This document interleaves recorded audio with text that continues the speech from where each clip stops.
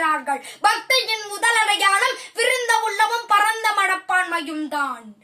எட்டும் எட்டும் எட்டுமாய் ஓர் ஏழும் ஏழும் ஏழுமாய் எட்டும் ஒன்றும் ஒன்றுமாகி நின்ற ஆதி தேவனே எட்டுமாய பாதமோடி இறங்கி நின்ற வண்ணமே எட்டெழுத்து ஓதுவார்கள் அள்ளல் நீங்கி நிற்பரே என்று சொன்னாரு சிவவாக்கியர். ஆகவே அஷ்டாட்சரத்தை விவரிக்கணும்னா பல கல்ப கோடி யுகங்கள் ஓடிடும்.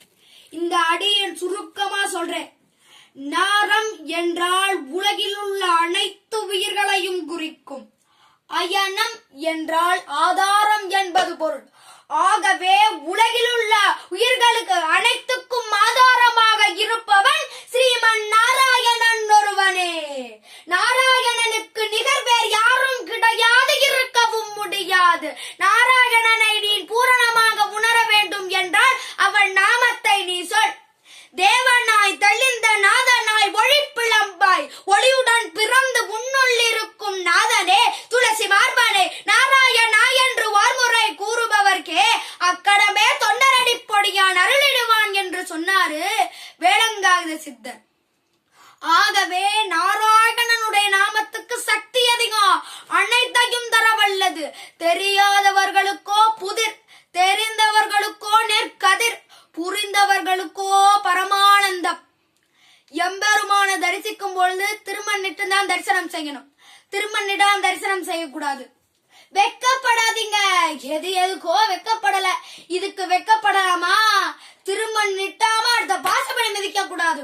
திருமண்ணிட்டு தரிசனம் செஞ்சா ஒரு பலன், எம்டி நெட்டியோட தரிசனம் செஞ்சா ஒரு பலன்.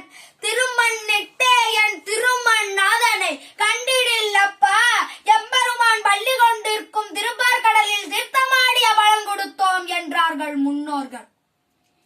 எம்பெருமான் பள்ளி கொண்டிருக்கும் தீர்த்தமாடிய குளத்தில் பள்ளி கொண்டிருக்கும் தீர்த்தமாடிய குளத்தில் நீராடினா என்று சொன்னாங்களா முன்னோர்கள். இறைவனை முழுமையாக அறிய முடியாது என்பதை யார் ஒருவர் உணர்கிறாரோ அவர்தான் ஞானி. இறைவனை நான் முழுமையாக அறிந்து விட்டேன் என்று கூறுபவர் உண்மையில் இறைவனை அறியவில்லை என்பது பொருள்.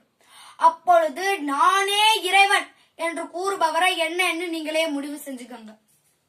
ஏனென்றால் உலகத்தில் அகிலாண்ட கோடி பிரம்மாண்ட நாயகனாக இருப்பவன் ஸ்ரீமன் நாராயணன் ஒருவனே. நாராயணனுக்கு நிகர் வேறு யாரும் கிடையாது, இருக்கவும் முடியாது. நாராயணனை நீ பூரணமாக உணர வேண்டும் என்றால் அவன் நாமத்தை நீ விடாமல் சொல். நாராயண நாராயண ஜெய ஜெய கோவிந்தா ஹரே, ஹரி நாராயண நாராயண ஜெய ஜெய கோபாலா ஹரே. நாராயண நாராயண ஜெய ஜெய கோவிந்தா ஹரே, ஹரி நாராயண நாராயண ஜெய ஜெய கோபாலா ஹரே. நாராயண நாராயண ஜெய ஜெய கோவிந்தா ஹரே, ஹரி நாராயண நாராயண ஜெய ஜெய கோபாலா ஹரே. நாராயண நாராயண ஜெய ஜெய கோவிந்தா ஹரே, ஹரி நாராயண நாராயண ஜெய ஜெய கோபாலா ஹரே. சில பேருக்கு வேதம் தெரியும், சில பேருக்கு வேதம் தெரியாது. வேதம் தெரிஞ்சவங்க தான் கடவுளை முழுமையா அடையலாம்னு நினைக்காதீங்க. ஓதுவாய் ஓதுவாய் கோவிந்தா கோவிந்தா எனும் நாமத்தை ஓதுவார் யாருக்குமே அஷ்டாட்சரனின் பூரணமான அருள் கிட்டுமே என்று நான் சொல்லல, அதர்வன வேதம் சொல்லுது. வேதம் மோதி அருகிலே நான் குருதேவா போகர் கேட்கிறார். ஏழை நான் எம்பெருமானை எங்கனம் காண்பேனோ, சாஸ்திரங்களை படிக்கலையே மந்திரங்களை தெரியலையேன்னு கவலைப்படாதீங்க.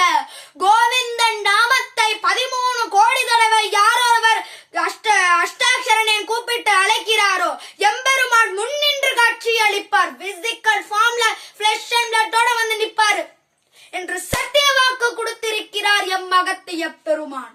சொன்னவர் யாரும் இல்லை என நீ கொண்டிடில், அன்னவரை அழைத்து வா அகத்தீஸ்வரம் பாரு, அங்காது நின்று கேட்பாய் யான் காட்டுவேனே.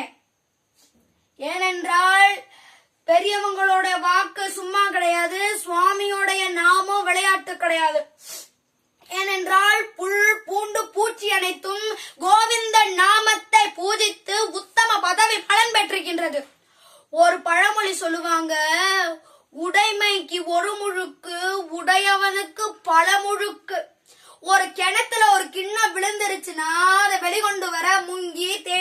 அடைஞ்சாதான் அது வெளிக்கொண்டு வர முடியும். அதுபோல இறைவனின் உடைமையான நாம் இந்த சம்சார சாகரத்துல ஒரு தடவை விழுந்துட்டோம். உடையவனான இறைவன் பல